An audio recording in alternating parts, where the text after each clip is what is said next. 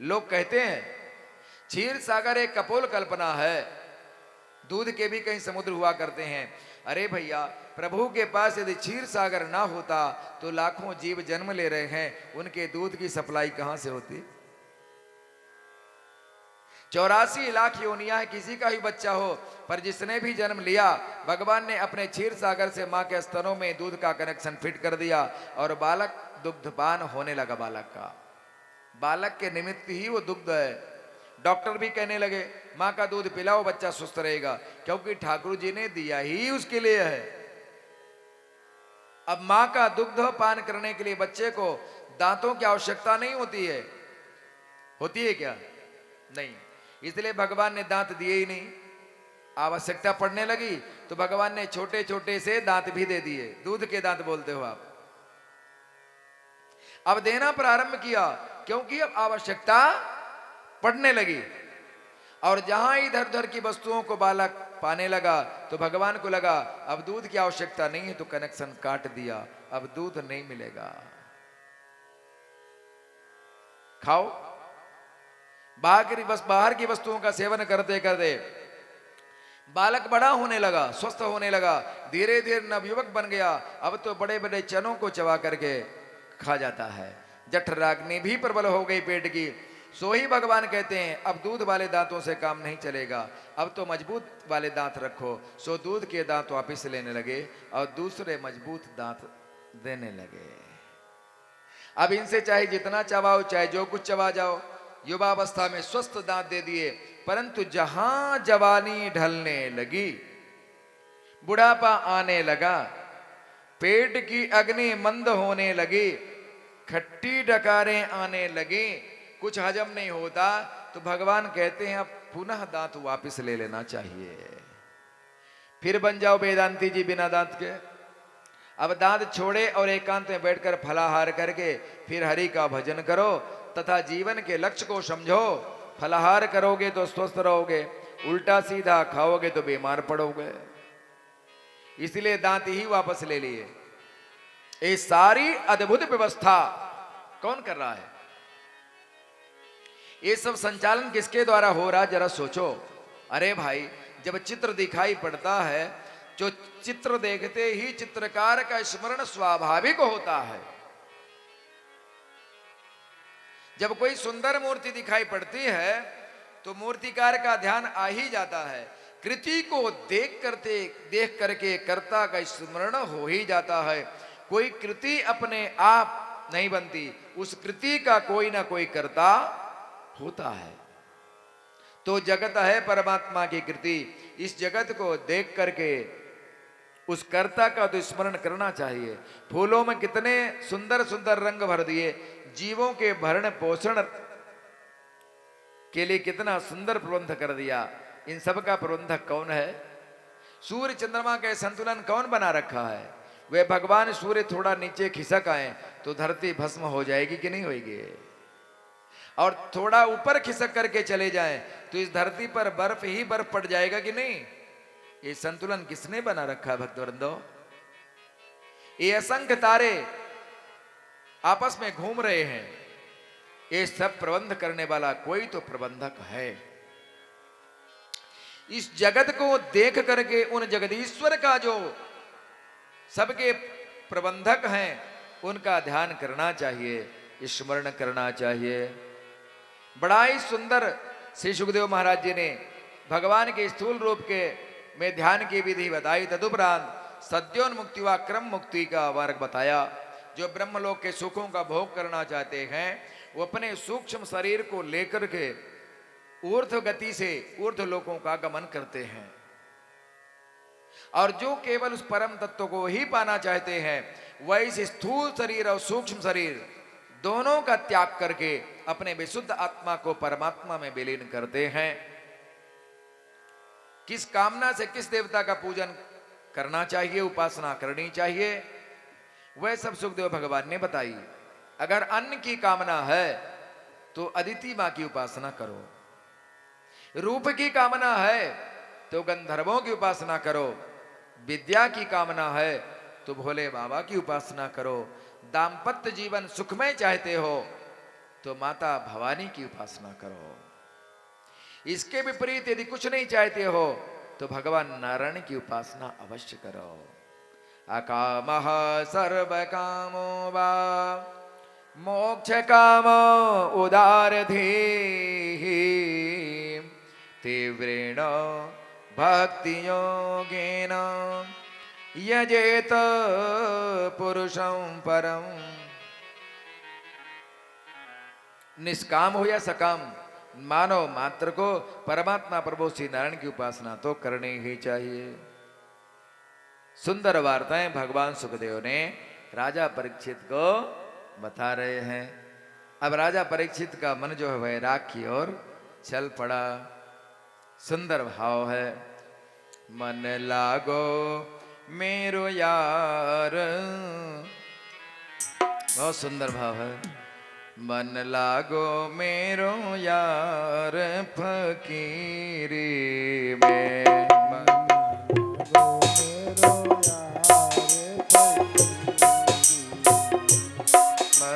लागो मेरो यार फकीरी में, मन लागो मेरो यार फकीरी में, मन लागो मेरो यार फकीरी में, मन लागो मेरो यार फकीरी में। जो सुख है श्री हरि भजन में, जो सुख है श्री हरि भजन में, जो सुख है श्री हरि भजन में, जो सुख है श्री हरि भजन में। सो तो नहीं अमीरी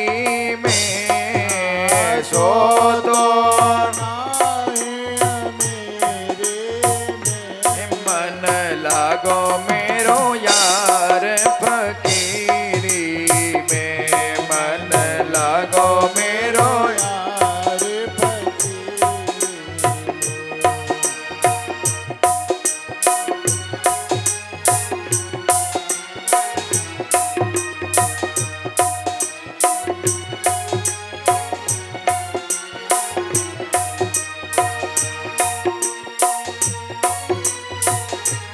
हरि बोल।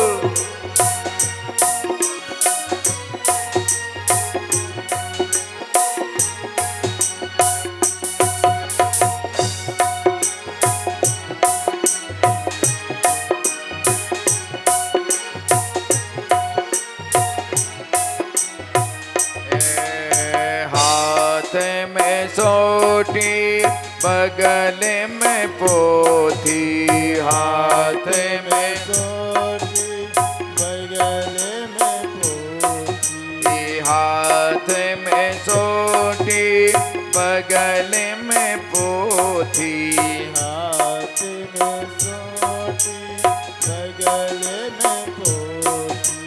चारों दिशाय जगीरी में, चारों दिशा जगीरी में, मन लागो मेरो यार फकीरी में, मन लागो मेरो यार फकीरी में, मन लागो मेरो यार फकीरी में, मन लागो मेरो यार फकीरी में।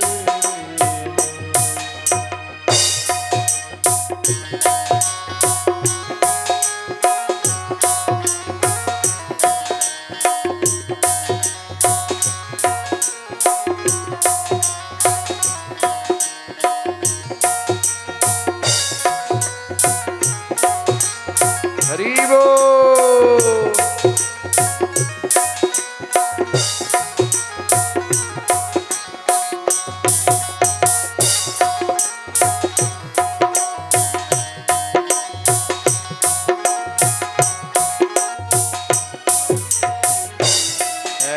बुरा भला सबका लीजिए। बुरा भला सबका सुन लीजिए। बुरा भला सबका सुन लीजिए। बुरा भला सबका सुन लीजिए। कर गुजरान गरीबी में, कर गुजरान गरीबी में, मन लागो मेरो यार फकीरी में। मन लागो मेरो यार फकीरी में।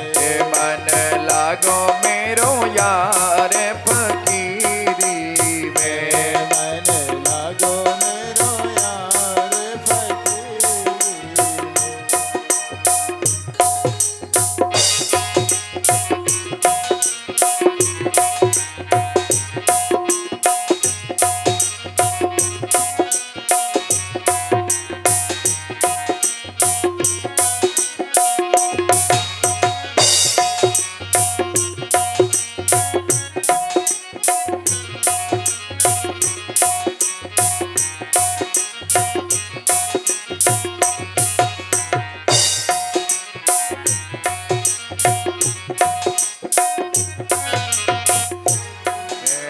कहत कबीर सुनो भाई साधो।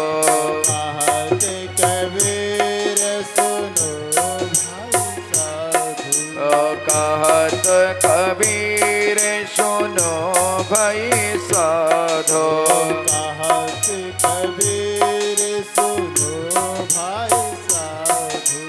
साहिब मिले सबूरी में, साहिब मिले सगोरे में। साहिब मिले सबूरी में। साहिब मिले सगोरे में। मन लागो मेरो यार फकीरी में। मन लागो मेरो यार फकीरी में। मन लागो मेरो यार फकीरी में।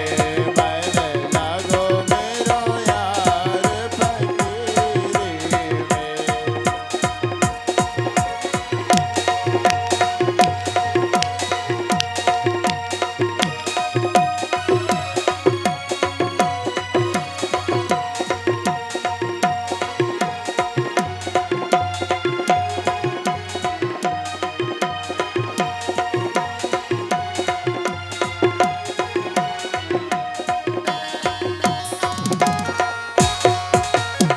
हरि बोल।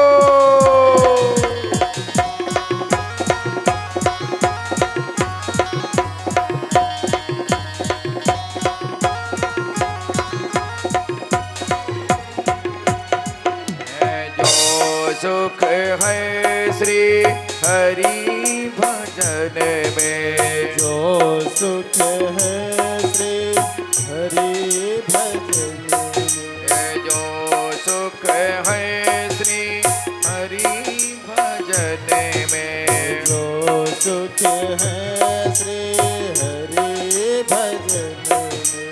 सो तो नाही अमीरी में।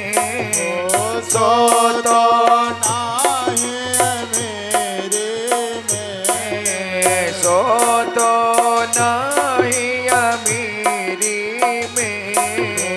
जो तो नाही मेरे में। मन लागो मेरो यार फकीरी में। मन लागो मेरो यार फकीरी में। मन लागो मेरो यार फकीरी में। मन लागो मेरो यार फकीरी में। मन लागो मेरो यार फकीरी में। मन लागो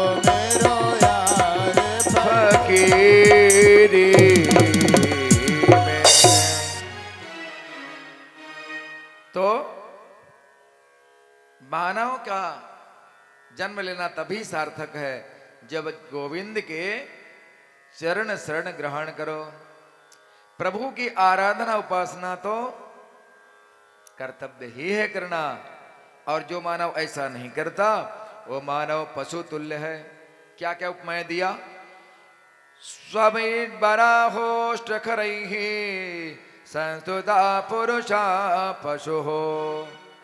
पहली उपमा किसकी दिया? कुत्ते के दिया, जो संसार के विषयों में ही रमे रहते हैं और छोटी छोटी बातों में आपस में कलह करते रहते हैं, झगड़ते रहते हैं, एक दूसरे पर गाली गलौज करते हैं। कुत्ता भी तो यही सब कुछ करता है ना। दूसरी उपमा ग्रामीण सूकर की दिया, जिसे बिट पराह कहते हैं संस्कृत में। इसका लक्ष्य ही बन गया उल्टा सीधा, चाहे जहां जहां से भी मिले हड़प लो। ना जाने कितना बड़ा पेट हो गया, इसका लक्ष्य ही बन गया। तृष्णा शांत नहीं हो रही है, तृष्णा की आग उत्तरोत्तर बढ़ती चली जा रही है। संसार में जानते हो सबसे बड़ा दरिद्री कौन है? जिसकी तृष्णाएं बड़ी हों। सतो भवतो दरिद्रो यस्य तृष्णा विशाला। क्या उचित है और क्या अनुचित है, सबको ताक पर रख करके जैसा भी मिले ग्रहण कर लो। पहले लोग दूषित धन लेने से डरते थे, बेईमानी का पैसा है, बुद्धि खराब हो जाएगी, संतान दूषित हो जाएगी, हमें नहीं चाहिए भैया ऐसा, चाहे जिसे बांट दो।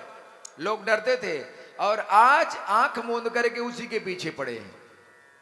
और कुछ लोगों का तो काम ही है, कहां मिलेगा, कैसा मिलेगा। कई लोग तो जिंदगी बर्बाद कर देते हैं खोदने में। बिट बराह के समान है सूकर, ग्रामीण सूकर, जो उटपटांग कुछ भी ग्रहण किए चले जा रहे हैं। ये दूसरी उपमा दिया। तीसरी उपमा ऊंट की। थोड़ा पद मिल गया, धन मिल गया, वैभव मिल गया, विद्या मिल गई तो गर्वेण तुंग सिरहा,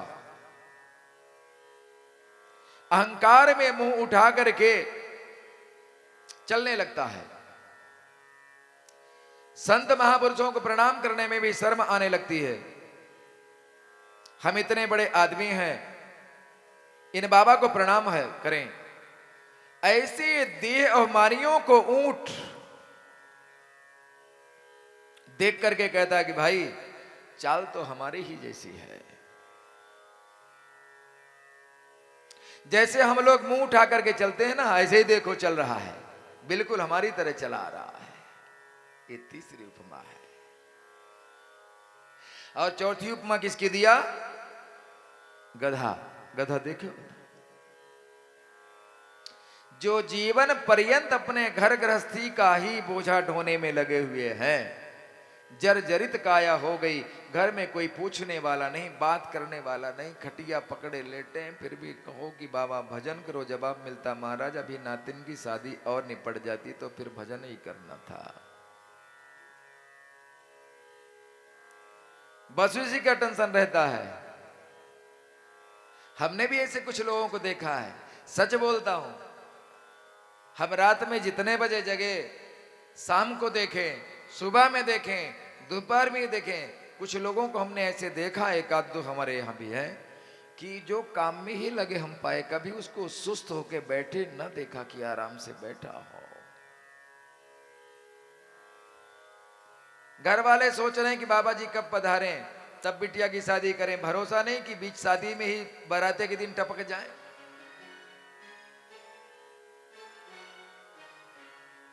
और वो कह रहा है जब तक नातिन का विवाह नहीं देख लूंगा तब तक मैं जाने वाला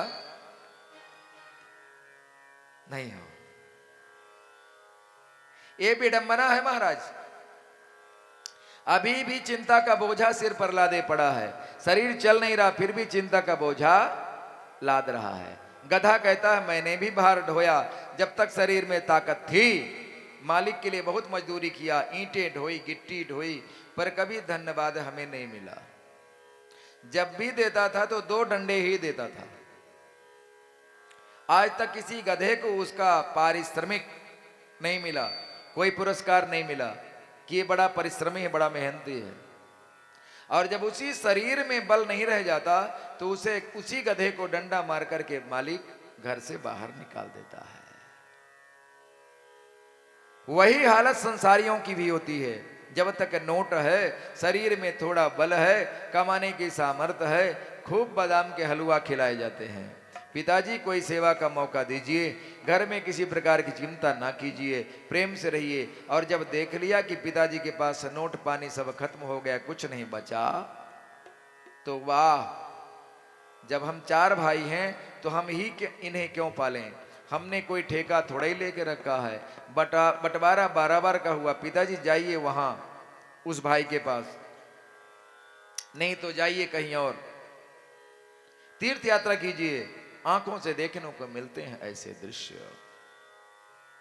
उस समय गधा कहता है, जो हालत हमारी हुई सो ही तुम्हारी हो रही कि नहीं? वह पुरुष क्या है? पशु तुल्य है, उन पशुओं की तरह ही जीवन है। ये मानव देह जो परम दुर्लभ है, उसे पशुओं की तरह खाने पीने सोने में बर्बाद कर दिया।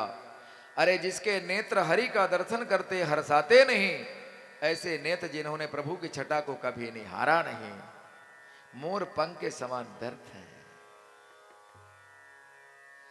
जो कान हरि की कथा सुनते नहीं, सर्प की बावी के समान है, बिल के समान है। जो जिह्वा गोविंद के गुणानुवाद गाती नहीं, वह दादुर मेढक के समान है। व्यर्थ जीवन भर टर्राती रहती है।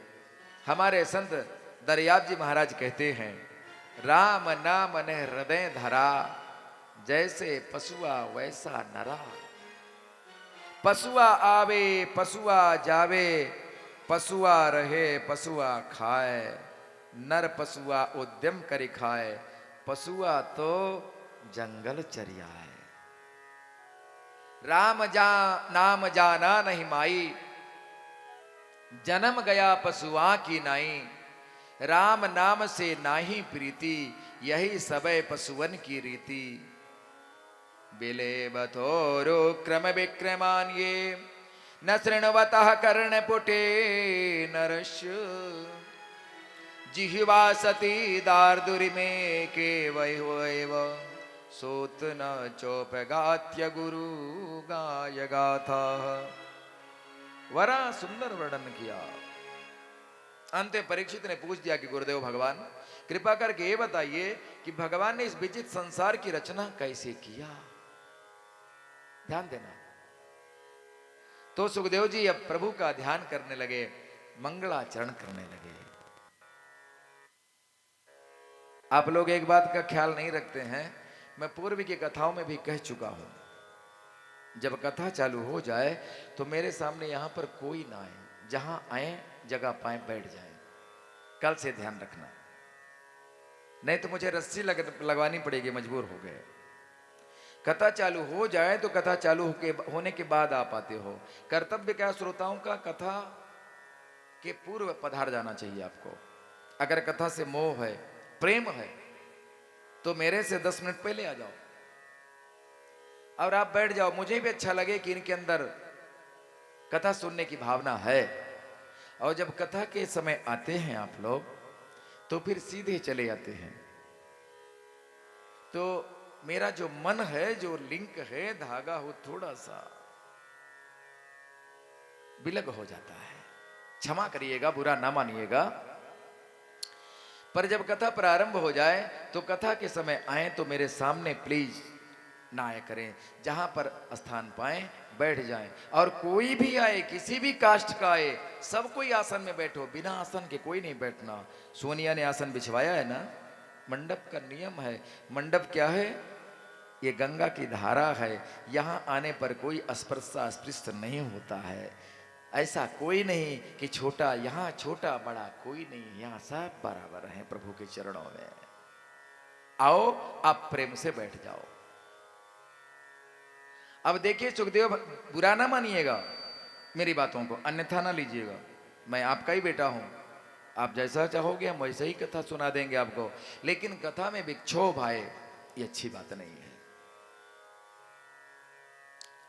भगवान सुखदेव प्रभु का ध्यान करके मंगलाचरण कर रहे हैं। बताओ, इतनी कथा करने के बाद अब मंगलाचरण हो रहा है। परमहंस ठहरे। दूसरा कारण एक और है।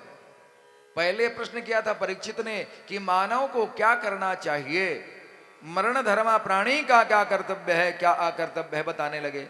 परंतु अब प्रश्न कर रहे हैं कि भगवान जगत की रचना कैसे करते हैं। ध्यान देना है, कैसे भगवान संसार की उत्पत्ति किए। तो भगवान के स्वरूप का, वैभव का वर्णन उनकी कृपा के बिना कर पाना संभव नहीं है। इसलिए सुखदेव जी अब प्रभु का ध्यान कर रहे हैं। नमः परस्मै पुरुषाय भूयसे समुद्भवस्थान निरोध लीलया